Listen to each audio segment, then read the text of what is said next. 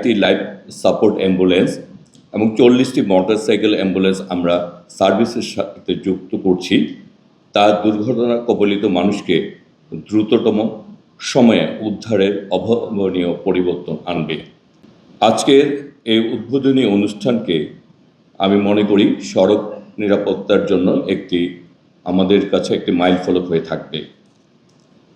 আমরা সবাই জানি একটি সড়ক দুর্ঘটনা একটি পরিবারের জন্য কতটা কষ্ট ও দুর্ভোগ নিয়ে আসে। দুর্ঘটনা ঘটার পর প্রথম কয়েক মিনিট অনেক গুরুত্বপূর্ণ।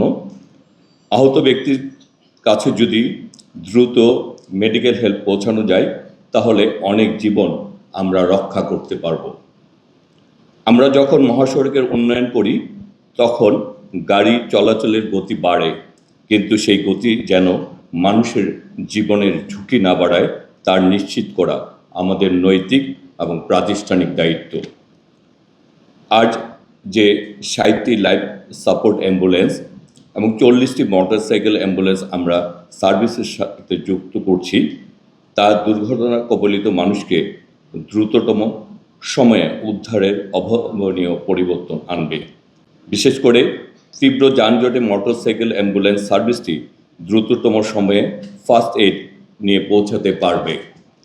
একইভাবে হাইওয়ে পুলিশের 60টি নতুন পেট্রোল মোটরসাইকেল মহাসড়কে গতি নিয়ন্ত্রণ, রুটিং পেট্রোলিং এবং দুর্ঘটনাস্থলে শৃঙ্খলা বজায় রাখতে অত্যন্ত কার্যকর ভূমিকা রাখতে পারবে। আমাদের সরকার দেশের সড়ক যোগাযোগের ব্যবস্থা উন্নয়নের পাশাপাশি মানুষের নিরাপদ যাতায়াত নিশ্চিত করতে কাজ করছে। উন্নত সড়ক, সঠিক ট্রাফিক ব্যবস্থাপনা, দ্রুত ইমার্জেন্সি সার্ভিস এবং জনসচেতনতা সবকিছুকেই একসঙ্গে সরকার এগিয়ে নিতে চায়। আমি বিশ্বাস করি বাংলাদেশ রোড সেফটি প্রজেক্ট এর উদ্যোগে আমাদের সড়ক নিরাপত্তা ব্যবস্থাকে আরও কার্যকর করবে। সংশ্লিষ্ট সকল সংস্থা, কর্মকর্তাদের সমন্বিত প্রচেষ্টায় আমরা এমন একটি পরিবেশ তৈরি করতে পারব যেখানে মানুষ নিরাপদে চলাচল করতে পারবে এবং দুর্ঘটনার পর দ্রুত প্রয়োজনীয় সহায়তা পাবে।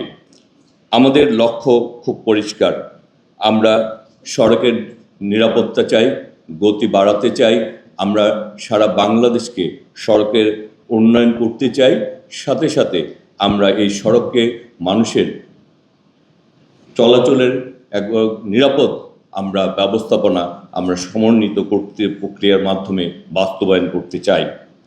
আসুন আমরা সবাই মিলে এমন একটি সেফার বাংলাদেশ গড়ে তুলি যেখানে সড়ক হবে নিরাপদ, যাতায়াত হবে স্বস্তির এবং মানুষের জীবন থাকবে সর্বোচ্চ গুরুত্বের। এই সুন্দর ও গুরুত্বপূর্ণ একটি আয়োজনের মাধ্যমে আমরা আগামীর বাংলাদেশ গড়ে তুলব।